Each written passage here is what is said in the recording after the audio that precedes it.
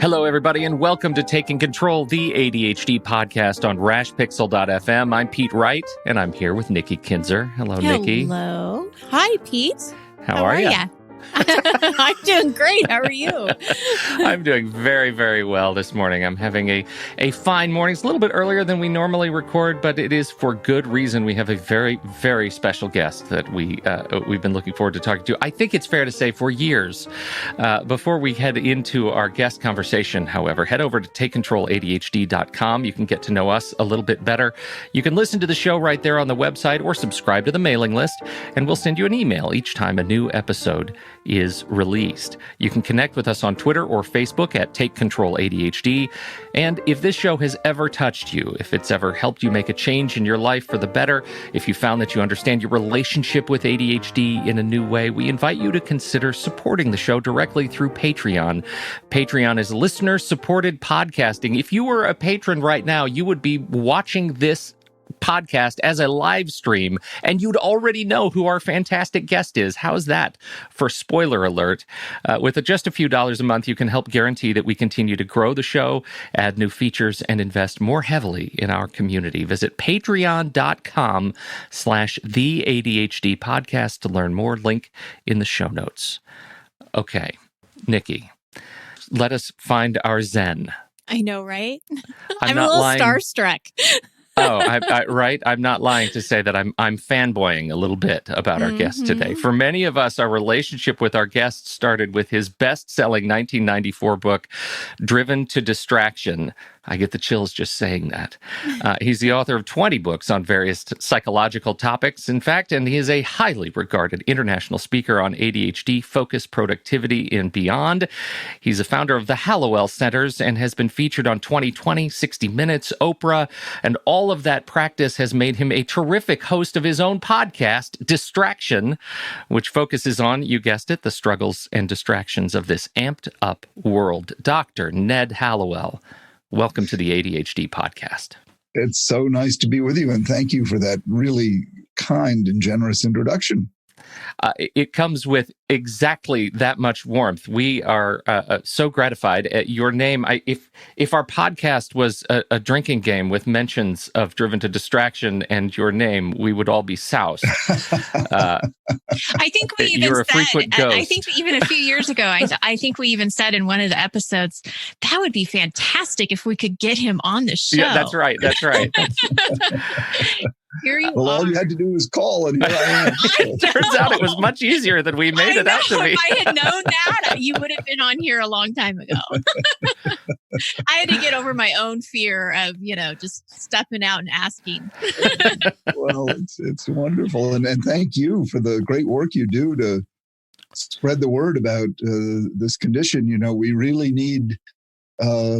The work is education. The knowledge base is there. The science is there now. And it's really a matter of breaking down stigma and raising up awareness so that people realize that if you handle this condition properly, it's an asset.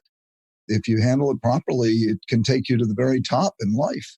But if you don't, it can ruin your life. And so it's a very high stakes poker. It can make you or break you, and that's why it's really important to take it seriously and cash in on the upside and don't let the downside ruin you. Well, I'm glad that you say that, because I know that with a lot of the clients that I work with, because I'm an ADHD coach as well as a podcaster.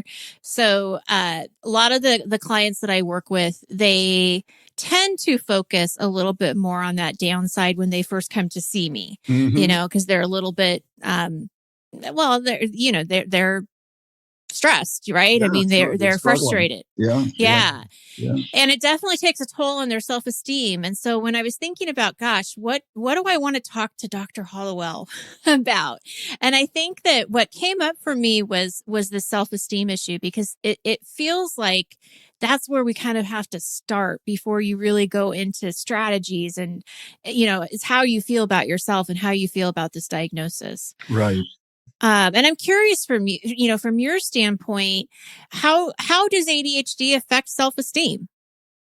Well, until you get some successes, it tends to ruin it. I mean, you typically, until you realize what you're dealing with and build some successes, you go from failure to failure, frustration to frustration. In school, you underachieve, you get told to try harder, and that doesn't help at all. And in fact, it makes things worse because you're trying as hard as you can and you're getting frustrated. And so you get all these lectures on trying harder, and that doesn't help. And the longer that goes on, the worse it gets, and you begin to think you're defective. And if you get the diagnosis, you're told you have a deficit disorder, which has built into it the deficit, and disorder. So now, oh, great, I've got a deficit disorder, and so you're told you are defective. You are, and you're defined by this sentence of deficit disorder, and so self-esteem suffers tremendously. And it's hard to mount any enthusiasm to try much of anything. So really the reconstruction project, the building a new life, which is what I'm all about, trying to show people how to do, begins with the good news that if you redefine yourself, you really can start anew. And it doesn't matter what age, whether it's 6 years old or 60 years old. You say, okay, let's rename this condition instead of deficit disorder. Let's say you've got a Ferrari engine for a brain. You've got a really powerful, fast brain, but you've got bicycle brakes. So, you have trouble controlling the energy power of your imagination. And so you've got a superior imagination. You've got a superior mind. You just have trouble controlling it. And that's what ADD is all about. This whizzing, whirring, powerful brain that just runs away with itself. And so once you understand that, and then, I give people a few examples. David Neeleman, who founded JetBlue Airlines, Tim Armstrong, the former CEO of AOL and Yahoo, Heather Reisman, the CEO of Indigo Books in Canada. And in fact, most entrepreneurs, most people, Thomas Edison was the classic, Emily Dickinson, our greatest poet, I think, was a classic. So we have many, many thousands, millions of hugely successful people who have it. And so there are lots of models you can look to and say, okay, now if you shoot in that direction, the sky's the limit. But we have to begin to make some changes, and it begins with realizing that you really can do superior work, but you got to start by realizing that you got to build your brakes. You've got to learn how to stop when you need to stop, and inhibit when you need to inhibit, and focus when you need to focus. And there are many ways of doing that. But it begins by realizing that you can do it, but it's not a matter of effort. It's not a matter of trying harder. And the problem does not rely in willpower, character, that kind of thing. It relies in changing the way you manage your brain. How do you do that? Well, there are many ways of doing it. The most famous way is using medication, and medication, when it works, is hugely successful. It works about 80% of the time. But there are other ways as well. Physical exercise helps, meditation helps, nutritional interventions help, finding the right school or the right job helps a lot. Positive human relationships help a lot. I prescribe dogs. Having a dog helps a lot. Positive contact helps a lot. Creating a positive emotional ambience to live in helps a lot. So there are many ways other than medication that you should employ. And by the way, it's not either or. It's not either medication or non-medication. It's always both and. Try medication. Pretty much get a dog first, and then try all the other things. Yeah, absolutely. Right, Start with a dog. First. Whatever Start you with do, a dog. get a dog first. Dog makes everything else better. You just said something that I find it sort of blows my mind. The fact that we are like, when I get the flu, I'm not. I'm not told, Pete, you have influenza, you're a terrible person disorder. I'm told I have the flu. When I'm told I have ADHD, I'm told I'm deficient as a person. That's the limiting belief that I have. Now, I've lived with ADHD, with the diagnosis of ADHD, for almost 20 years, and I'll never forget the sort of eye-opening moment when my therapist said, we need to talk about ADHD. The weight that felt at once lifted off of my shoulders, that I now understood who I was after all these years, and the weight of shame that lands on my shoulders the next day when I realize, oh my goodness, now I know what all this is all about. And that's all about. And so I feel like it almost becomes an instinct that comes with the diagnosis to feel that sort of shame. The limiting beliefs become the mountain that you sort of have to climb and get to the other side of before you can start to see clearly that you actually have the Ferrari in the garage. What does 8 a.m. day one look like for you as you're working with with those that you work with ADHD to climb that mountain and come down the other side? Well, once they understand, there's an explanation for what's going on, other than they're being defective, other than they're being lazy, or they're being, having some kind of deformity. Then it's exciting, then, and particularly when they realize that there's every reason to believe they can achieve their dreams, then it's wonderful. And when you throw in the fact that most of us with this condition are incredibly hardworking, contrary to popular belief, we are the hardest working people you'll ever find. We don't give up. We are tenacious. We just don't give up. So the outcome is things will get better, almost guaranteed. The only question is how much better. And my folks, they'll put in the effort, and then it's up to me to provide them with the tools. And fortunately, I've been doing this a long time. I've got a whole bunch of tools to offer. And so, depending on the age, find the right school, find the right job, find the right soulmate.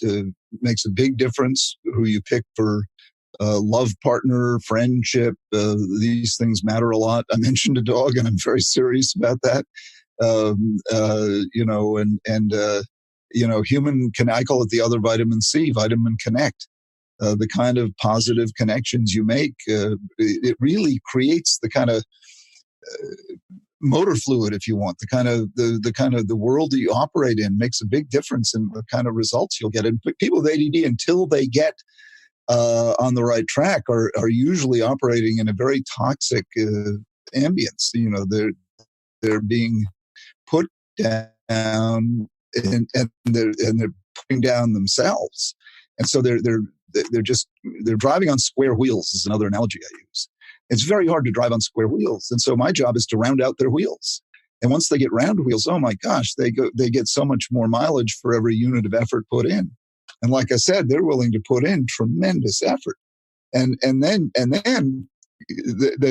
give their imagination, which is enormous, give their imagination, the round wheels to drive 1,000 miles an hour on, and that's when you get these amazing results, and then avoid the I think the biggest number one pothole on the road is drugs. So, watch out for addictions, and it's not just drugs; it's all the addictions now: gambling, sex, spending, shopping, screen addiction. So we are, as a group, we are 10 times more likely to suffer from addiction. So watch out for that. So watch out for the potholes, but get the round wheels and then speed your way to success with help. Never, another one of my main bits of advice is never worry alone. Don't try and do it alone. Big. Mm-hmm. I have a question about the connection piece, because I also watched, it was a video you had or a podcast, I can't remember, but you were talking about having somebody review your to-do list, because oftentimes our expectations are too high. So if you can have somebody else look at it and just see, is this realistic? And the way that you talked about it, you embraced that help so easily. It was just like, this was just a natural thing, for us to do. However, I also know a lot of clients who are embarrassed to ask for help. They feel like, what if I ask for help and then I let that person down? I'm not able to fulfill those expectations. And so they're just not going to ask for help, or for whatever reason. So I'm curious to know from you, how can we help our listeners get past the embarrassment or shame of asking for help, and understanding how to embrace it? Well, you got to ask for help from the right person, and the right person will make it easy. And so, that's where coaches can be so helpful, and the right teacher, the right parent, the right coach, the right assistant, the right partner. So it's important who you ask for help from. And if you ask for help from a shaming kind of person, that can close the door for an awful long time. That's why shaming teachers and partners, do such damage. That moment of shame can close the door for a year or two. So you pick carefully, but asking for help makes you very vulnerable. And so you want to be sure that the person you ask for help from will welcome your request and realize that you've made yourself vulnerable, and will say, boy, you've taken the first step, and we thank you for asking me, and I will do everything I can to help you. And, the road to success is paved with failure. I mean, it's absolutely paved with mistakes. And if you don't make mistakes, you'll never succeed. And so we expect you to fail. We expect you to fumble. We expect you not to get it right. And so we welcome you making mistakes. Please make mistakes. I'm here to help you make mistakes. That's how you will succeed, and as a writer, believe me, it's all about editing. It's all about fixing my mistakes. And, so, you want to accept that and embrace that, and enjoy messing up so you can clean up, and then as for, be realistic, don't be realistic, be wildly unrealistic, and then see where you end up. You want to find dream makers, not dream breakers. My friend John Croyle says that, and I love that term. Look for the dream makers and try and stay away from the dream breakers. The dream breakers, they may mean well by being quote unquote realistic, but I don't think anything great was done by people who were realistic.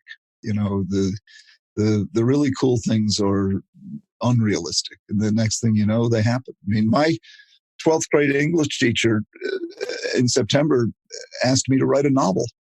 That was not realistic. 12th graders don't write novels. But he thought I had some talent, and he said, Ned, why don't you write a novel? And that was completely unrealistic. I thought, what, write a novel? I knew Exeter was a tough school. I didn't know I'd be expected to write a novel, but I was the only kid he asked to do it. And so I took it upon myself to do it. And by the end of the year, I'd done it. Changed my life forever, because he got me to prove to myself that I could do something that I would have thought was impossible. And that changed my life forever. I mean, by getting someone to do something they would have thought was impossible, unrealistic, completely unrealistic. And, he took a chance by kind of, setting it in front of me. Why don't you try this unrealistic thing? You could have said he was setting me up for failure. Well, he was setting me up for failure. And, it wasn't an assignment. So, but he was setting me up to try something that all the odds were that I wouldn't do it. So he was setting me up to fail. But he was also taking a chance that I would succeed. And The fact that I did succeed, literally changed my life forever. That achievement over that year in the 12th grade, it changed my life in a tremendous way. And so, you take a chance. And if you should happen to succeed in this unrealistic undertaking, it can change you forever. So remember, it's not the succeeding or the failing that really matters. It's staying in the game. There's a great line from the poem If by Kipling that says, if you can look at triumph and disaster and treat those two imposters just the same. Success and failure are imposters. The real value is staying in the game. Because as long as you're in the game, you're doing what matters. There will always be success and failure, and both of them are imposters. They don't mean nearly what people think they mean. What matters is staying in the game, and that's what we all, whether you have ADD or not, that's what we all need to remind ourselves of, and that's why never worrying alone is so important. When you worry alone, you tend to overvalue failure. You tend to think it means I'm worthless, I'm nothing, and then you tend to shut down, withdraw, isolate, give up, leave the game, and that's the real disaster. That's the real perdition. That's the real loss. So the key to everything is connection. The key to everything is staying involved, staying affiliated with people you care about who care about you, with institutions, and with, of course, that dog. That dog, that's right. Well, and I love how your 12th grade teacher was not just setting you up for success or failure, but inviting you into the game. Yes. Right? That was yes. your entree into the game, which has served as such a keystone for your career. That is a really beautiful story. Mm-hmm. Can you talk a little bit about the other side of connection? Because, we get an awful lot of feedback from folks around overwhelm related to social media and self-esteem and the judgment that comes from social media and ADHD and fear of missing out, right? And how it's so easy for those of us with ADHD to internalize strong emotional signals. And what's your take on a healthy relationship with social media? My kids are now 29, 26, and 23, and they're good examples of using it in a good way. They all use it, and they use it to good effect. I don't even know what Instagram is, but they're all on Instagram. And they're all on all of them, and they and they use it to advantage. So they and I see how they use it, and they use it well. So they use it to stay in touch with people, to update people, but they're not using it incessantly, and they're not using it to out people and hurt people and one up people and all that kind of thing. They're using it to stay in contact, and as a result, they stay in contact with a much wider group of people than they otherwise could. And I think that's the advantage of it. Now, I don't even know how to do Twitter. I have someone who does it for me because I'm told I should, and I don't know how to do Facebook, and I have someone who does it for me because I'm told I should, but I literally don't know how to do it. And people send me messages, and same with LinkedIn. I get these messages, and I say, please email me because I do know how to do that. So I should learn. So I'm an example of someone who needs remediation. I need help. But I do see the damage that can be done. The cruelty, and by kids who want to replace a real social life with a virtual social life. Mm-hmm. And it's such an invitation for kids who are shy, who just don't want to learn the skills, of interacting in person with other people. And then you can do it virtually, but it's such a fake replacement. And then you set yourself up to get hurt or to hurt others. It's a avenue for sadism, and really bad things happen. So, we have to watch out for it. Well, it's that recipe for addiction, right? You brought up the addiction part. That's the thing that connects to me. Absolutely. Well, and I was just going to say, if it's making you feel bad, then don't be on it. You know, if you're reading something and you're feeling that fear of missing out, or you're feeling bad about yourself. Well, it's a funny thing because I noticed when I was deeply into social media, right, and not even as a kid. I mean, like, you know, last year, I didn't know that it was making me feel bad. Right. Do you know? It's often, and I'm kind of following along the chat a little bit in our live stream, that you know, you see this comment that, you know, I stepped back from Facebook almost unintentionally, and I feel so much better. Right. The implication is I didn't know that it was causing me grief until I stepped away. Right. Right. Right. That's an interesting sort of symptom of the sort of addiction pullback. And that's a very acute observation. I mean, astute observation. That's when you take it away, how do you feel?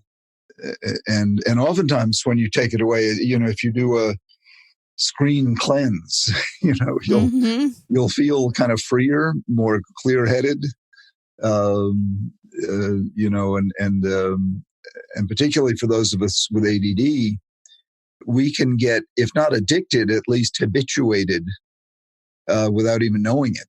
And we can spend a lot of time doing what I call screen sucking. And it can become like this habit that drains us of our precious mental energy, you know, without our intending it to. Screen sucking. That's as gross as it sounds. Right. It's true, though. And all of a sudden, an hour's gone by. That's right. And here you are. We have some really interesting questions. Are you willing to answer some of them?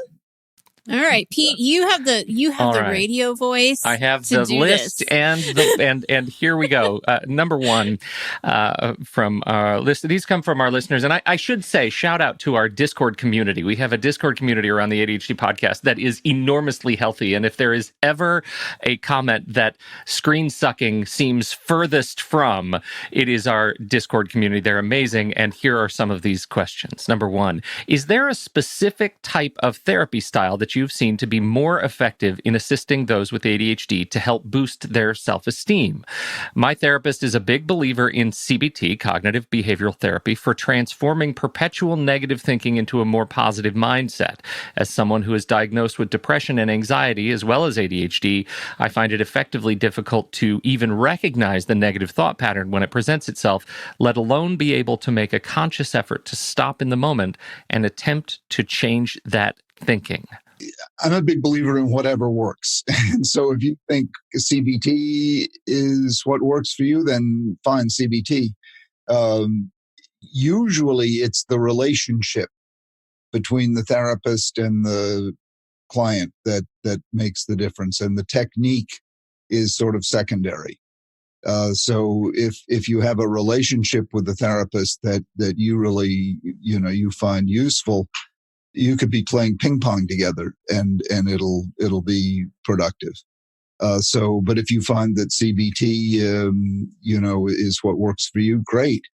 In general, for building self-esteem, the thing that I've found works best is if you can set someone up to make progress at some task that's meaningful, that matters to them. So it's got to be meaningful and it's got to matter to them. And the title of my next book is Find the Right Difficult. And that's really what that's all about. So find the right difficult and find a creative outlet that's meaningful, that matters to you. And if you pursue, like for me, it's writing, like I discovered it in 12th grade.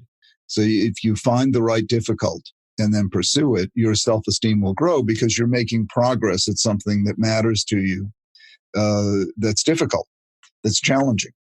And that automatically grows self-esteem because you're making progress at something that is challenging, that matters to you. And that's, so you got to feel good about that, you know? And if you can find a therapist who can create the circumstances under which you'll do that, whatever technique he or she might be using, then you will grow self-esteem. It could be a coach, you know, that's what coaches do, sports coaches. It could be a writing coach, could be a drama coach, could be an ADD coach, so it usually comes back to the relationship, not the technique. I love that. I mean, that's the first time I've ever heard that. And I'm so glad you bring that up, that it really is the relationship that's most important. Yeah, it is. And because people write about the techniques and they argue about techniques and they research techniques. But like I say, it most of the time it's the relationship. And like I say, you could be playing ping pong. I mean, you could be taking a walk on the beach. I mean, then you could call it beach therapy. But it really is the relationship. And that's what inspires people. That's what, what you remember is the relationship. You don't remember the technique. And the technique is just an excuse to be together. It supplies the words that you're going to exchange, but it's the relationship that is the motivation, the inspiration, the fuel, if you will, that leads to the change. Next question.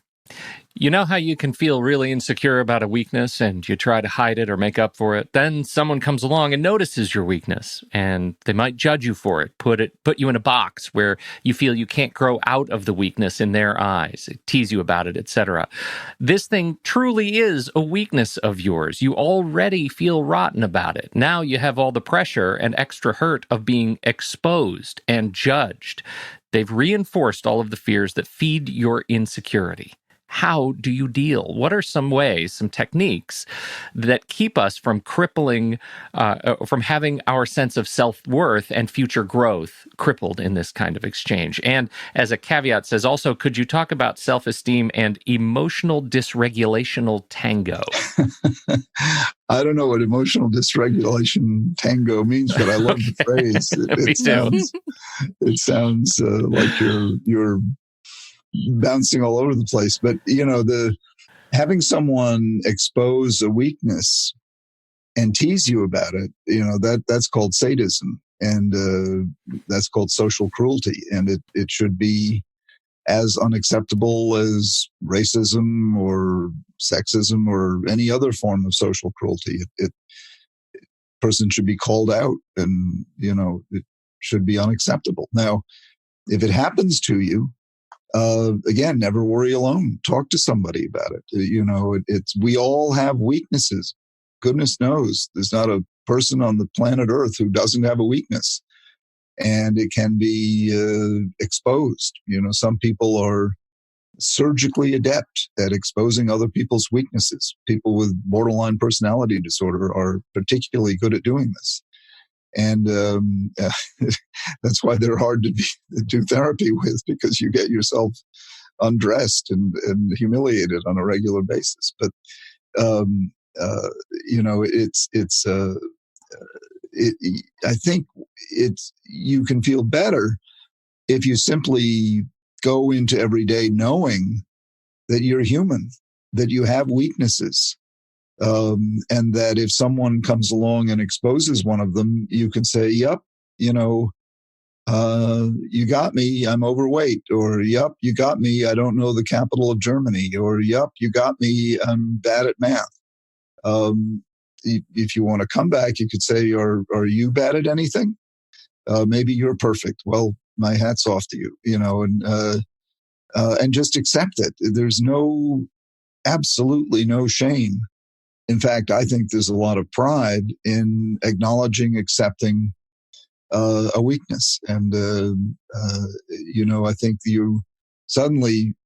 you've gone from feeling weak to feeling strong, because you've said, yes, there's a weakness there. Yes, there's something that I could work on there, but I'm strong enough to admit it. And suddenly you're strong. Suddenly you're the stronger person. And the one who's poking fun at you is suddenly exposed as the person who has the problem. We've got a career-related question here. Let's say you have a career opportunity that deep down you're prepared for, and it's well-deserved recognition for what you've accomplished at work. You're excited for new challenges it will bring. And yet, most of the time you feel like you're hardly capable of getting out of the house with your pants on. How do you reconcile these feelings? It's less of an imposter syndrome thing and more of what acknowledging and compensating for known weaknesses without letting them overwhelm you. You just want to lead with your strong side. We all have self-doubts, and you know, you you can't excise those, but you want to lead with your strong side. So you go to your job interview with knowing full well that you're qualified for it, and during the interview, that's what you talk about. You don't say, "But I should hasten to add that I'm actually inept." Also, I'm literally not wearing pants right now. Yeah, I've hidden my pants behind because I forgot to put them on, and I'm half nude. And so you don't have to be completely honest. In fact, it's a bad idea to be, because your self-assessment is almost certainly inaccurate. Particularly if you have ADHD, we tend to assess ourselves in a very inaccurate way. We way overweight our weaknesses and significantly underweight our strengths. So go to your job interview, talk from strength, talk about your capabilities, and don't bring up your self-doubts. There's no reason to bring those up. Now, if he asks you, what are you bad at? You can say, I'm not real good at punctuality, or I'm not real good at, kissing ass. Well, you don't have to say that, but, playing golf, you can throw in a few things, but don't make it a long list. Don't gush with your weaknesses. Pick a couple, but don't make it a long list. So I just want to share, I'm going to do the nice stuff, Pete. You're great at the questions. Absolutely great at the questions, Pete. So this came from one of our Patreon members, and he said, this isn't a question, but if you could pass this along, my thanks to Dr. Hallowell. It was his brilliant book, Driven to Distraction, that convinced me to seek out a specialist and get evaluated for ADHD. It really changed my life. Oh, thank you so much. Very sweet. Really glad to hear that. Another very nice thing. I've really benefited from listening to him talk about his experiences and the way he communicates with other experts. He demonstrates grace, humility, and respect to everyone he speaks to. I loved his intro for the last ADHD online conference where he showed his own ADHD during the video. Such a lovely man. Thank you. It's a funny thing, Ned, because it feels like, you mentioned vulnerability earlier, that vulnerability seems to be currency of the kingdom right now. That I think we learn so much more from one another when we allow ourselves to be authentic. And there's a lot of that ADHD. I can't not do it. So right. That's kind of a benefit, right? The culture has caught up to you, right? Thank God it's in vogue. We have a number of research-oriented folks in the group, and we have one question representative of that. It would be interesting to hear Dr. Hallowell's thoughts on what gaps currently exist in ADHD literature. What do you think needs to be more exposed? And I think this also comes on the heels of another question around, the resources that exist for women in ADHD. Where are the resources that exist for men and ADHD? Quote, the men need their own book too. And so then we have this question, what are the gaps in your view that exist in the ADHD literature? Well, I think men have been pretty well addressed. I think the big area that we need more on is the non-medication treatments. The nutrition, the meditation. We have plenty of stuff. And my friend John Rady's great book on exercise and the brain. I think we're going to have more coming down the pike on brain games, devices. I know the attentive system is ready to be released. It just needs a little bit more research to get the FDA approval. I think the future lies in non-medication treatments. Now, I say that as someone who prescribes medication regularly, so I'm not in any way opposed to medication, but I think the future will lie in more non-medication treatments. We do have a good armamentarium now with coaching, nutrition, meditation, exercise. But I think more will be coming, and I think that's really exciting. I think we're going to have ways of training the brain, and then I think the big need is in breaking down stigma and ignorance. And Tim Armstrong and his wife Nancy are putting up the funding to make a documentary based on my strength-based approach, and that's in the works right now. And that's fantastic. Yeah. I hope that takes. Well, I'm sure it will be a very different approach than the Netflix documentary that's on there right now. Yes, it'll be a very different approach. Yeah. Very different approach. Yeah. And hopefully that'll be out. They think January of 2021. So that's great. And what's the book you're working on right now? It's called "Find the Right Difficult" and how to make ADHD work for you, not against you. And when can I read it? Well, that it's done, but it takes the publisher a long time, so that won't be until November 2020. November of 2020. I know, Pete. It's ridiculous how long it takes them, but that's. I wish I could promise you it sooner. Maybe I'll tell them people would like it sooner. Release windows are I finished disastrous. It, so, it's up to them. You did your part, right? Yeah. And you have a biography too, right? Is that your most recent book? Yeah, your memoir. Yeah. Because I Come from a Crazy Family.